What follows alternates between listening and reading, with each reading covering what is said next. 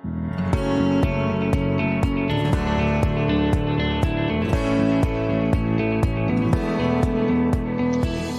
welcome everyone, whether you're watching this on YouTube, watching this live, or you're listening to the podcast. It's my great pleasure today to have Tracy Fryer with me. Tracy owns Design Studio Perth, and Tracy and I met at an event a few months ago, and it was the usual thing of, oh, hi Tracy, what do you do? Oh, I'm into branding and design and all that. Oh, that's fantastic. What do you do? Oh, I help business owners get their businesses ready for sale. Well, when a business is selling, it would be important that they had good branding and good, consistent marketing and all that. I said, absolutely. Why don't we do a webinar and a podcast? So here we are. So welcome, Tracy. Good morning. Thank you so much, John. Thank you for having me. And it was so great to meet you at the Linen Brown soiree. And we instantly connected. Yeah. So let's get into it because we're taking up a little bit of time. So I'm going to share your slides now. Thank you. Hi, everyone. I'm Tracy Fryer. I'm the founder of Design Studio Perth. I'm the founder of Design Studio Perth. We're dedicated to helping our clients grow with distinction through captivating branding and design. I'm also the host of the Real Biz Life Chronicles, where we showcase that wonderful but extremely challenging journey of being a business owner. Next, please, John. Great. So Design Studio Perth, who are we? As I mentioned before, we're dedicated to helping our clients grow with distinction. We are not just another graphic design agency. Everything that we do has the intention to help our clients grow in the marketplace. We're not the agency that will just give you a logo and see you later. We also know how overwhelming branding can be. So what we do is we've really tried to streamline the process and break things down to make it more easier for business owners to be guided on that journey.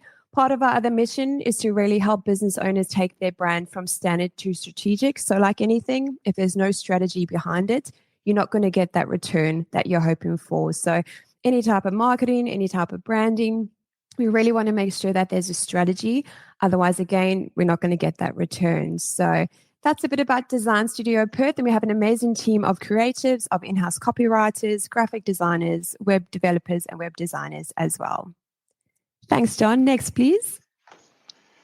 Great. So the webinar goals for today and the intentions are to help you gain a better understanding of what branding is to teach you how brand equity can add value to your business. As John mentioned, if you are thinking of selling, branding plays an extremely major part in that sale. And I'm not just saying that because I'm live on Web Ninja today. We also want to show you how to use branding to establish value in your services or product, and to show you how to create brand cohesion across the various marketing platforms for web, print, and social media. Thank you.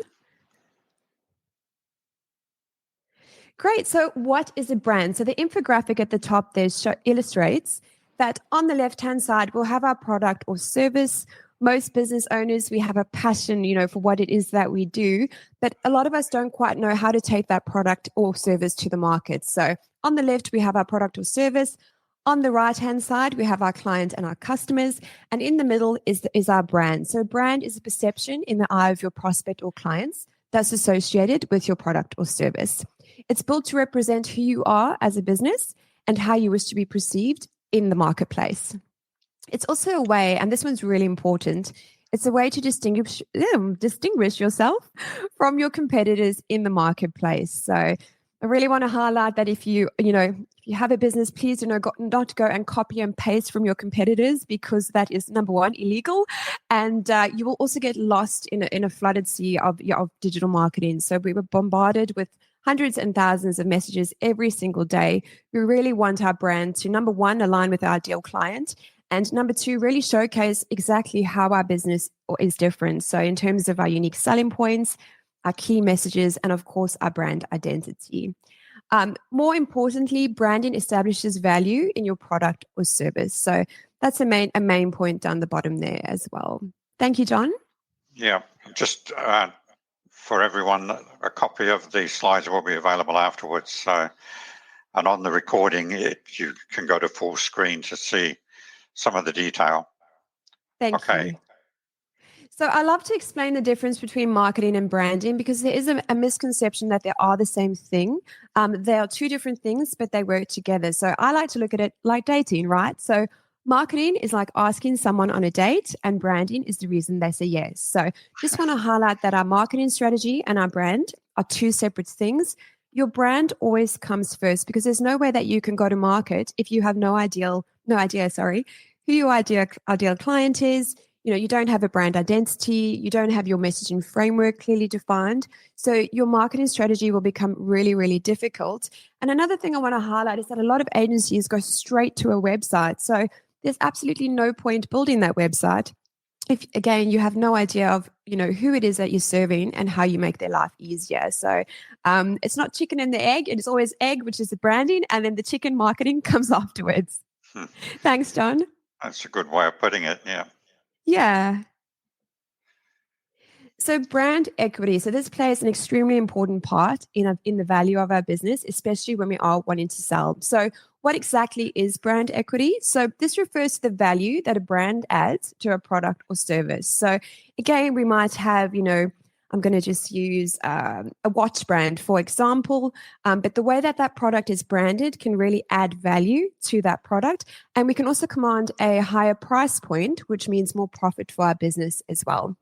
So the brand add values beyond the function and benefits of the product or service. It's the perception and associations that a customer, employees, and the market have about a brand. Thanks, John. Yeah, just talking about the customer perception. If we think about Qantas and their brand, what's happened to to our perception of the Qantas brand over the last few years? Yeah, it's really become tarnished, hasn't it? It has. And, I think a lot of business owners don't realize how quickly that can happen if you're not mindful of how your brand is being showcased across the various platforms. And it's not just about social media, web, and your print collateral. It's the very experience that person is having from the moment they engage with you as a prospect, or when they go into your store, or like Qantas, from the very point where they've purchased that ticket and they go to the check-in desk. So we have to be mindful that branding is not just a logo. Again, a big misconception. It's an entire experience that you take a person or customer or client. You take them on a journey with you, and it's really great to be mindful of the different touch points and how you can really showcase your brand, because we don't want the same to happen as what has happened with Qantas and some other brands out there. Yeah, and if you think about franchises, franchises are all about the brand. So I've been in a franchise and I've sold franchises and dealt with franchisors, and their the franchisor's number one concern is protecting the brand and keeping Definitely. that image. So, when people see the brand, they have a perception of what to expect, a consistency. Totally. No matter which part of the world you're in, you're going to get the same service, the same product. So, yes. Okay. And I just want to highlight, John, as well, that's why your brand style guide, Design Studio Perth has a brand compass, which encapsulates your messaging framework and your visual identity.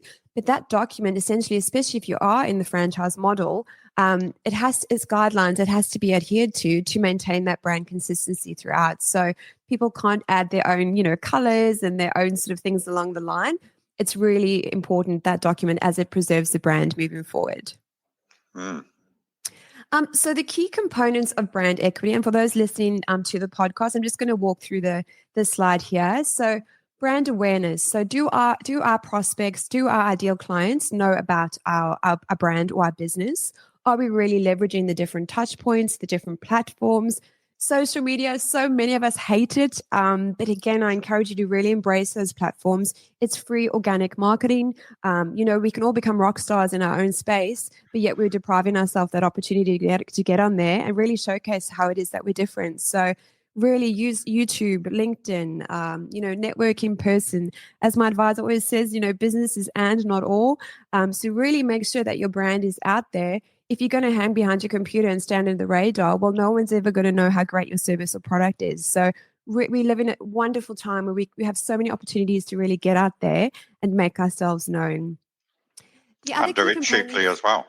Yes, of course, definitely. I mean, if you have a social media manager, that is a cost. But again, that person is trained to really help you maximize your social media and communicate those core messages that are associated with your brand and your visuals as well. As I mentioned earlier, we're bombarded with thousands of messages and visuals every single day. So we really want to make sure that we are confident and we know exactly what our USPs are, our unique selling propositions are, and our key messages also.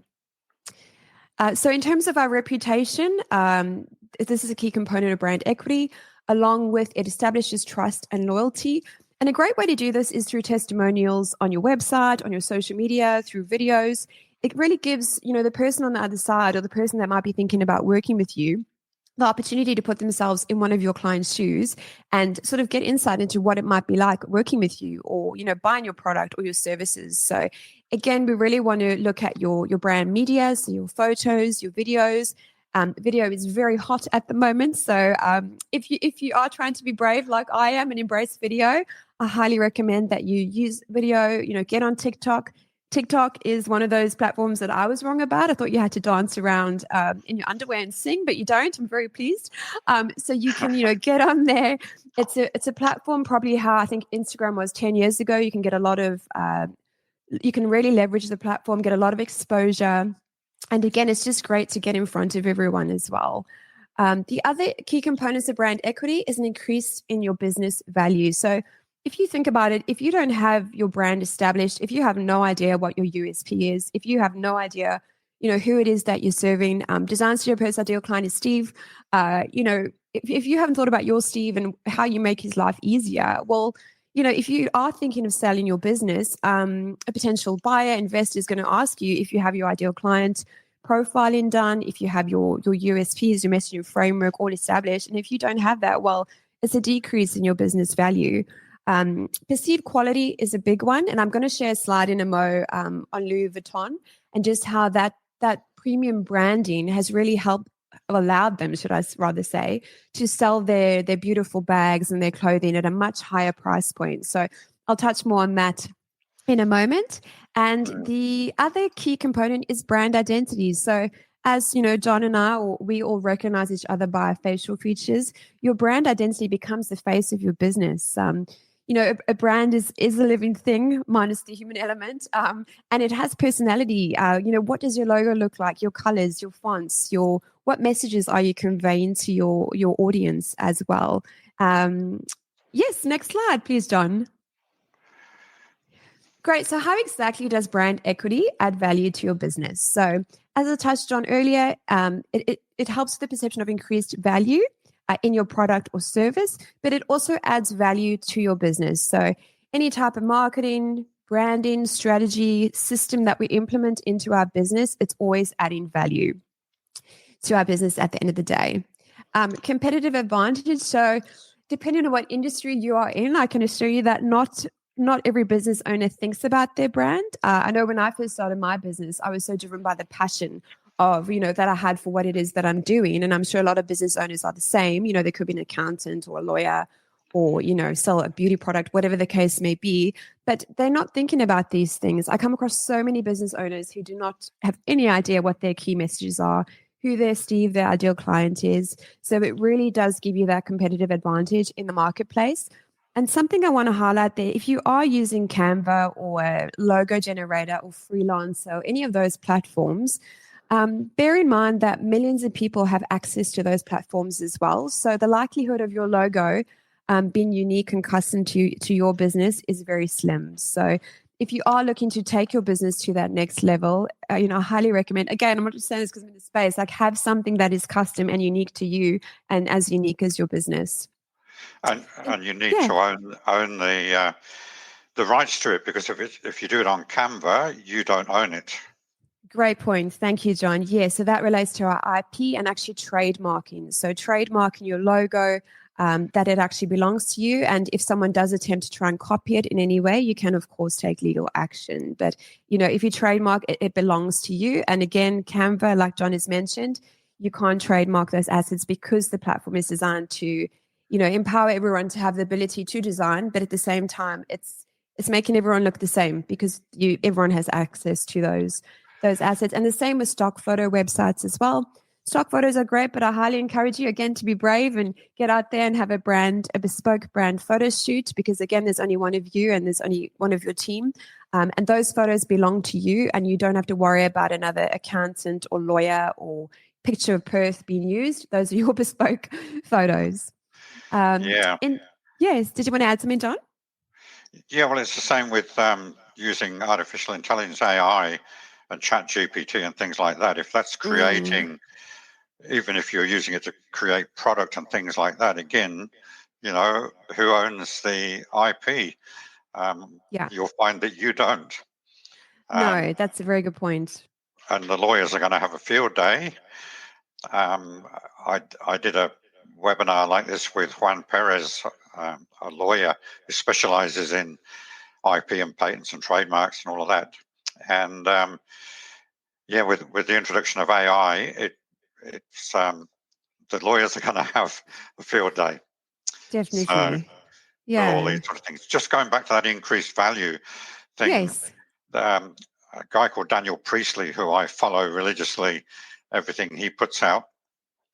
He did a great little presentation on that, and he talked about, if you went out and bought a ring for your loved one and you put it in a Coles or a Woolies bag and gave it to them, what would the feeling be and how much value would they put on it?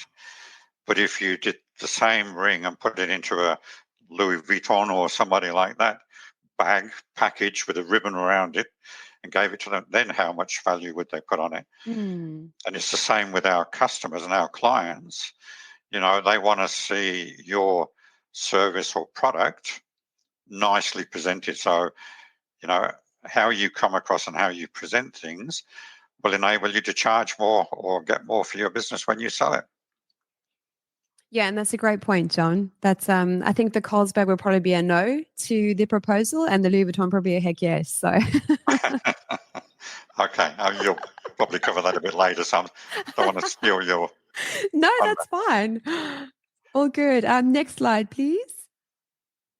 Great. So how do we build and maintain brand equity? So again, brand equity isn't just a buzzword, neither is branding. It actually is really something that business owners do need to consider in their business. And regardless of whether you're a startup or if you've been in business for 10 years, we've got the likes of Louis Vuitton, Gucci, BMW, and people will say, well, my business is nowhere near that. But again, those brands didn't start there. They started small and they grew. So if you haven't, looked at your branding, especially if you are wanting to sell, that's a great opportunity to really have a look at it. So, brand equity, is a tangible asset that can significantly enhance the value of your business, especially when it comes to selling. By building and nurturing strong brand equity, you're not just creating a brand, you're creating a legacy that potential buyers will see as invaluable. Next slide, please, John. Great. So one of the ways that we can do this is through consistent brand messaging. So really taking into account what are the core messages associated with our brand and how are we communicating those on our website, on our social media platforms, even, at networking events, one-to-one coffees as well, ensuring that all communications from marketing to the customer, as mentioned before, to our socials, to everything that we do, there's that cohesion across the board. Again, if you haven't done any type of strategy or you've kind of got the generic core messaging around your business, I encourage you really sit down and think about how it is, how are you different? And I think John's going to upload a few PDFs that will assist with this to really discover how your business is different. Next slide, please, John. So the other important one is consistent use of brand assets. And I can't stress this enough. Please use your brand style guide. So I've just showcased Design Studio Perth, just some of our brand assets there. So we've got our logos, we've got our brand colors and our fonts. So a style guide is great because it actually saves you a lot of time, energy, and money. And you don't have to decide if you're using Times New Roman or Calibri as your font choice. We always assign a set body of fonts to the brand. And again, it just raises that professionalism because not a lot of businesses are aware of these types of things. So whether you're doing a tender documentation, a capability statement, a webinar with John, you use consistent brand assets across the board. So in terms of those visuals, there's the same visuals everywhere that someone engages with your brand. John, did you want to add anything? No, it's that consistency is so important. I mean, I see it when I'm looking at businesses when they're thinking of selling, and they've got a whole mismatch of colors and shapes and sizes and stuff. I mean, it just does not look professional. So it detracts from the first impressions, particularly of the business. Getting that consistency across all your platforms is just so key. Yeah. Even emails, Yes. And it's, unfortunately, there isn't a lot of education about this. And again, like I say, some agencies do go straight to that website. They just choose whatever colors they feel suit your business instead of really taking the time to understand your business, your ideal client. So I think it's not really the business owner's fault. It's more that the education out there, and this is why I'm so passionate about this space, is to really educate business owners on, please don't go straight to your website. Establish a brand first. Once your brand foundation is in place, you can then pull that across your social media and your website, and that's going to give you a better return and actually speak to that ideal client of yours. Yeah, the choice of colors is is a really interesting one. I was always told for a long, long time, that blue is a good business color that people trust. IBM, Big Blue. Yeah. Everybody trusted IBM. Nobody got sacked for recommending IBM. I used to sell against IBM, by the way. Right. We used to say nobody got sacked for buying IBM, but blue seemed to be the consistent business color, But these days there's so much more choice, and it is about being different and about being unique. Yes, standing out. Definitely. I had a business owner last week say to me, well, there's not much difference between my light blue and my dark blue. And I was like, oh my goodness, there's actually like individual codes for each color. Like if only you knew. And again, those codes help you create that cohesion across your socials and your website as well. And something else I wanted to highlight in this space, for example, we've got a gold gradient. Of course, you can't add a metallic digitally, but if you are having your business cards printed, you could add a gold foil and add those different finishes that can really make you stand out. So on my business card, we've got gold foil on the side, and it always gets a great response because again, you look very different. You're not just another stock standard, matte or gloss business card. So really think about ways that you can enhance your brand. Of course, keeping within your brand guidelines, but to really make you stand out. I mean, if you go to a networking event, you've got 10 business cards. Well, how is your one going to look different in that pile? And what's going to prompt that person to potentially connect with you or reach out? Yeah. Cool.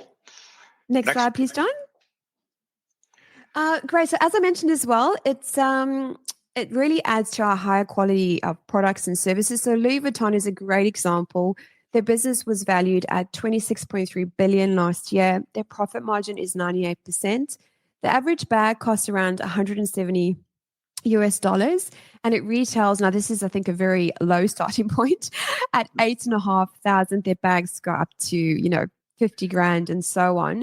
But if you think of Louis Vuitton, like their stores, their website, when you go into their actual store, you're given champagne and it's just premium all the way. So when we are branded and we look the part, it does allow us to not only showcase our value, but again, charge a higher price point, which results in more profit, which if someone is looking at buying your business, they're going to love that because it's all about profit at the end of the day, among other things, of course, but that's essentially one of the main things. And something else my advisor once said to me, if you're not making a decent profit, well, you may as well go and get a job because of the stress and everything involved in having your own business. So branding really gives you that opportunity to add value, but to also charge a much higher price point and add profit to your business. I love it when you see these stores sometimes, the Louis Vuittons and Dior and so on, and they actually get you to queue up outside. They only allow so many people in the store at a time. Yes, I've seen. That just creates that perception of, this must be really, really special. It does. Yeah, and it creates FOMO, fear of missing out. Exactly. FOMO, yeah. Yeah. It's funny. The human brain, we always want like what we can't have. So even if we have to stand outside and wait, like we're willing to do it because it's got that perception, right? As you mentioned. Yeah. The psychology is brilliant. Yes, Yeah. definitely. Thanks, John. Next one. So, customer engagement and experience. As I mentioned before, you really want to think about those touch points where your clients or your customers are engaging with your brand or your product and how you can really enhance those experiences. So, I met someone the other day who also works in the branding space. They don't really do the brand strategy and foundation, but they are purely dedicated to creating brand experiences. So, again, if we go back to that psychology, our minds remember experiences. So if you can associate a great experience with your brand, or like Louis Vuitton and Dior, where they make people stand outside, might not be great if it's raining, but again, it's creating that impression in their mind that there's a queue, it must be worth the wait. Like what's happening? People when they see a queue or an accident on the road, which is gross, they always slow down and they stop because they're curious and want to see what's going on. So really thinking about how you can enhance your brand at those touch points. Of course, monitoring and measuring is really important. So again, there's absolutely no point investing time, energy, and money in creating your brand if you're not going to measure at those touch points the effect that it's actually having on your revenue, on your customers.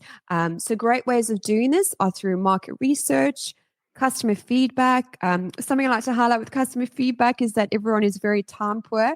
So if you are going down the road of trying to get customer feedback on the experience or on something, on a product or service that they've, engaged you for, it's always great to pick up the phone, ask them a few questions, and then what you can do is type up that testimonial in an email and just get them to sign off. So that way they don't have to sit and carve out time of their busy day to actually give you the feedback. But again, that becomes real gold that you can use on your website, on your social media as well. And as I mentioned before, it gives your prospects the opportunity to put themselves in the shoes of that person as well. Google Analytics is a great way to monitor where your traffic is coming from. So it's a plugin on your website that tells you people are coming from LinkedIn, if they're coming from Facebook, if it's through a lead magnet that you have. So really checking in every month, every quarter, every year. Where are you gaining the most traffic? What's exactly working? Where's room for improvement as well? So definitely recommend measuring those different stats. If you have got a social media marketing manager, also make sure that they do give you a full report every month. A lot of social media managers don't do this, but again, if you are investing that time and money, you want to make sure that what you're doing is actually intentional and it's giving you some sort of return. That report, will be able to tell you what's working and what's not, and where there's room for improvement. And essentially, what happens, you get this build up of data that you can really then use and again leverage off that. So, what was the plugin? What was the browser? So it's Google Analytics. So your web developer or designer can attach it to your website. And it basically just tells you where the traffic's coming from. There's a few different ones. That's the one that we use. And then I think you can get it's called I want to say puzzle, but that's not the right word. You can also track through your Facebook and your Instagram. There's a widget. I can't remember the name, sorry. But it also tells you, where the traffic's coming from. And I actually think on general posts, you can see what sort of engagement you've had, how many people have seen the post. And that's great because you can see, well, what content was received really well, what generated the most conversation. And then when you go to do your social media strategy, you can then include more of that to essentially have the same stats. Yeah. Measuring is one of my big hobby horses with business owners, measuring everything in their business. Yes. And coming up with a dashboard. You've got to make sure you're measuring the right things. It's your instrument panel. And if you can't measure it, you can't improve it. Whereas if you can measure it, you can improve it. Yes, definitely. So yes, it's a key hobby horse of mine, getting people to measure, and not just once a year. In my role, helping business owners get their businesses ready for sale, I usually start by looking at their financials, because the financials tell you a lot about what's happening in the business. And quite often I find that business owners only look at them at tax time. Yes. Well, it's too late then. Yeah. You got to look. I'm laughing because that was me in the first year. Yeah, and when you're measuring, it's look for trends. Charlie Yes. Gunningham, who people on the webinar I'm sure would know, a lot of people know Charlie around Perth anyway, and one of his sayings, I did a podcast with him, and one of the things that stood out was, the trend is your friend. Yes. And it's just stuck with me. When you're measuring and tracking, you can look for trends that are going the right way or the wrong way.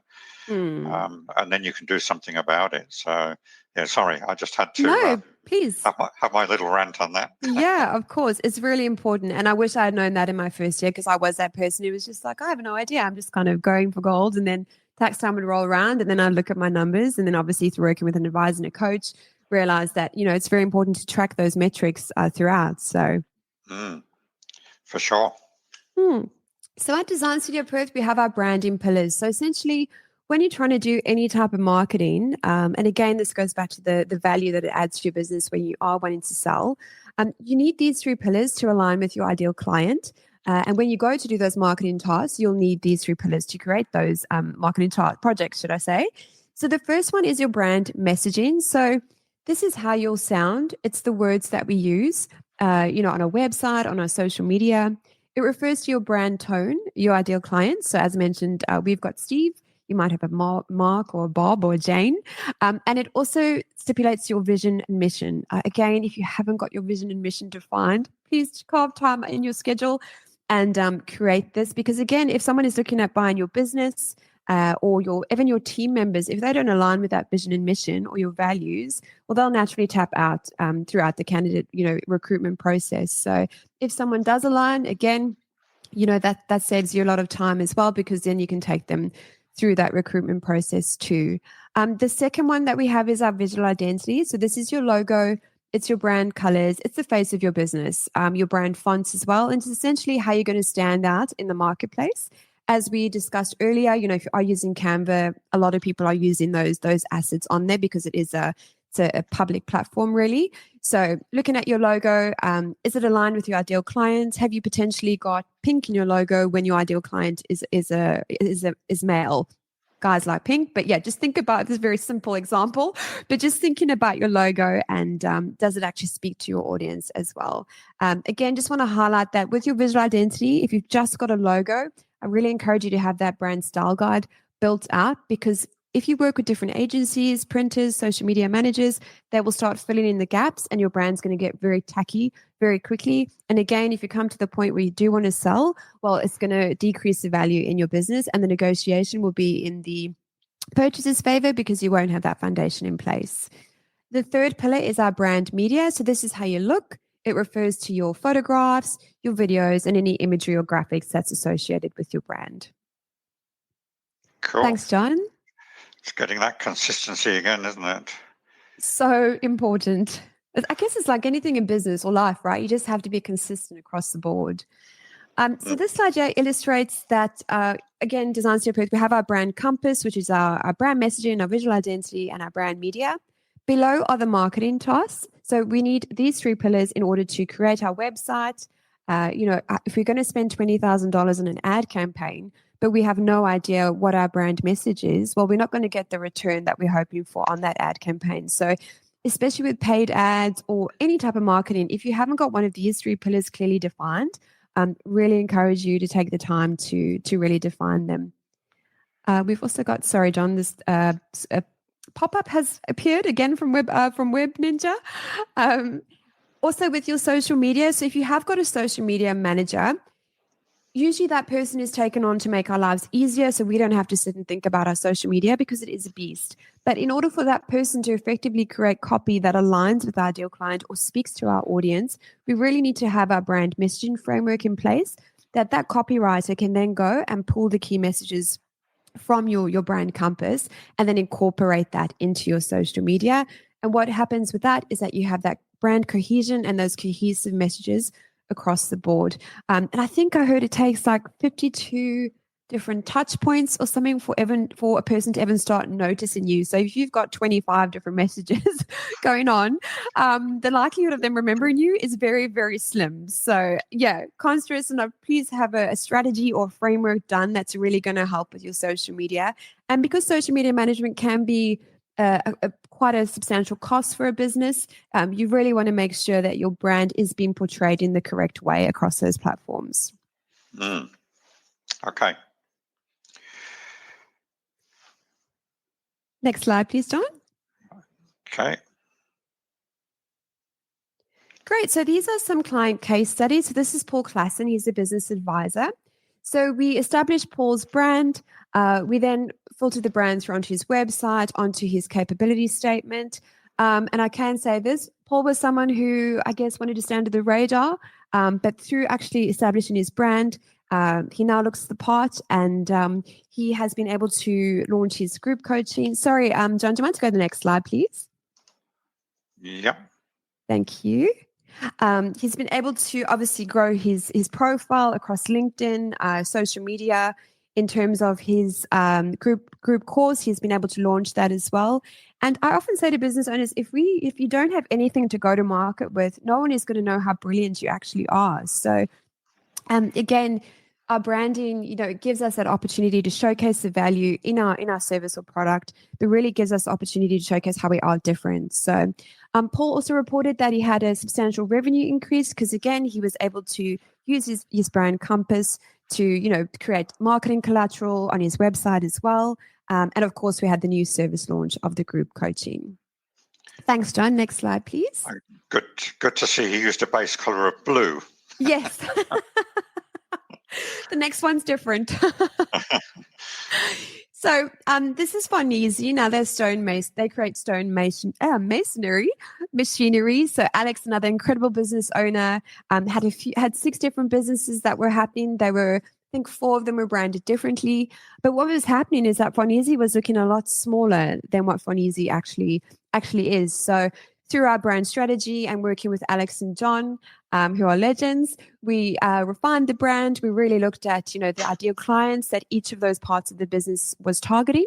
So we've now got Farnese stone machinery. We've got stone tools. So those are all the actual products that service the machinery. And then we've got Farnese Masterwood as well. So Farnese now, it looks like a lot larger than what it was looking before. And again, there's a cohesion that's happening. Sorry, John, do you mind to go to the next slide, please? Thank you.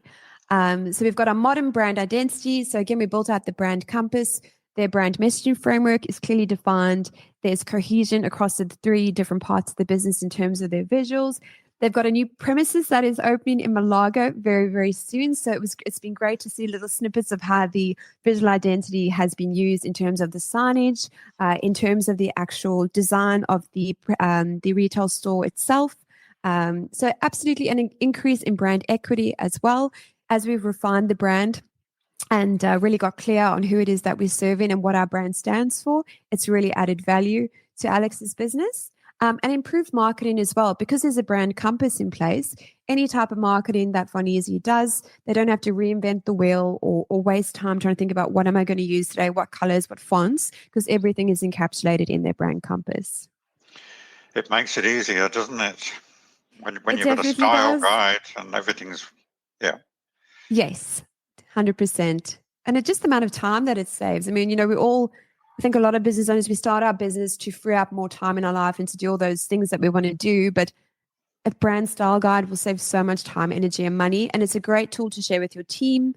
If you've got a new team member, they can get a pretty clear idea very quickly of what the business is about.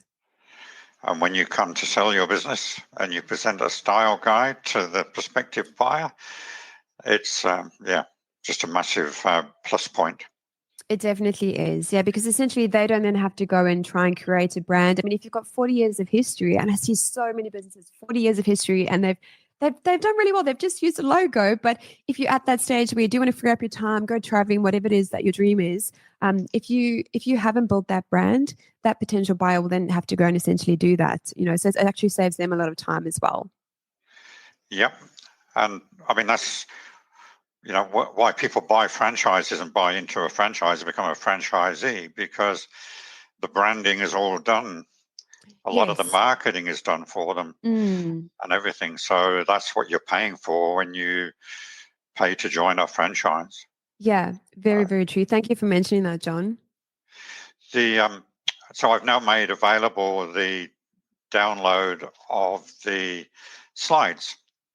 So anyone watching the webinar live can now download by going to it's in the chat now, so you can click on the link. But I think you've got an offer for people as well, Tracy. Yeah, so I think there was a URL that you were going to share. So in that actual, it takes you to a landing page, and you'll have access to our brand discovery questionnaire. And again, I highly encourage you, carve out, 2 hours of your weekend, of your evening, whatever works for you, and really sit down and think about your brand and your business. There are questions on there that will prompt you, and really do that deep thinking, right? Carve out that time, uninterrupted, put your phone off, get your favorite drink, and really sit down and do the hard yards. And I think that's why so many people avoid branding, because it's a big task to undertake. But once it's done, you'll reap the benefits time and time again. Fantastic. So the download of the slides is there, and the link to the brand discovery questionnaire is there. And if you're watching this on YouTube or listening to the podcast, then you'll be able to get those from the show notes and from the notes on the YouTube video. Mm-hmm. So anyone got any questions before we wrap up? Just type it in the chat or in the questions. Otherwise, Tracy, that was fantastic. It makes so much difference when a business has that unique identity. Yes. And the consistency. I think the things that I'd like to reinforce for people with looking at a brand is it's got to be unique. It's got to fit your audience and your market. So you've got to know who your target is. You've got to be able to measure the results of any marketing that you do. Because if you can't measure it, you can't improve it. Yeah. And protecting that brand, again, I keep mentioning franchises because franchises is all about brand. Yes. And what you're doing is, as a smaller business owner, is you're developing that identity and uniqueness. And then when you open up branch offices or you go interstate or you take on the world, you take that brand with you. It's all done, So, and for people wanting to buy a business, it just makes it so much more attractive to be able to take that over and run with it rather than have to try and clean it up or start again themselves. So, yeah. Anything you'd like to add for people, Tracy, before we finish off? I think, thanks for mentioning the part you've just highlighted, John, because I think it gives you that confidence. And someone described it as branding gives you that like radical swagger in the marketplace. And I've seen it with my clients. Like they don't have a brand and they're kind of just, want to stay on the radar. And then they build a brand and it's like a whole new person emerges. So, and I think, that's one of the beauties of having a brand. It really helps you show up, in your pure greatness without getting too woo-woo on you. It really helps you show up in that light and really showcase how you are different, because no one is like you and no one has a business like you. So branding is a great visual and verbal tool to really help you do that. Fantastic. And people can contact you at tracy@designstudioperth.com.au. Yes, that's really fine. Or LinkedIn as well, Tracy Fryer. That's Tracy with add an E and Fryer like deep fryer. But thank you so much for having me, John. Really great to chat with you, and thank you for the introduction to your audience as well. Pleasure, Tracy. We covered some great things there, and people will get a copy of the recording when I've edited it. The hiccups we had at the beginning. About the tech stuff in the beginning. Oh my goodness, never a dull moment. But I look forward to having you on the Real Biz Life Chronicles as well. Okay. All right. Thank you, everyone. Thank you for being here. Look forward to seeing you next time. And if you want to know more about what I do, it's john@johndenton.com.au, or just go to johndenton.com.au. So thank you, everyone. Bye for now. Thank you.